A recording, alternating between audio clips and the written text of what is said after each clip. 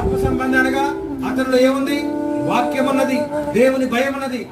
ఈవేళ నీవు దేవుని ఎడల భయపడి దేవునికి ఆరాధించడం వల్ల, దేవునికి నమ్మకంగా ఉండటం వల్ల, దేవుడు చెప్పున్నది చేయడం వల్ల ఇతరులకు నువ్వు ఆశాస్పదంగా లేవా?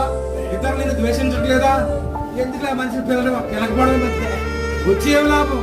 ఏది ఎత్తా నువ్వు ఏం చెప్తా నువ్వు తినకూడదు అంటది, నువ్వు తీసుకోకూడదు అంటది. ఎందుకు తీసుకురా?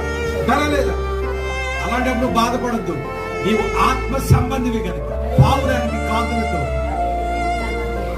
లోకము నిన్ను ద్వేషించవచ్చు, లోకము నిన్ను అపహరించవచ్చు, లోకము నిన్ను దగ్గరికి కూడా రాకపోవచ్చు. కానీ మన పరమ తండ్రికి, మన ప్రభువునకు మనకు ప్రియమైన వారిగా ఉంటే చాలు.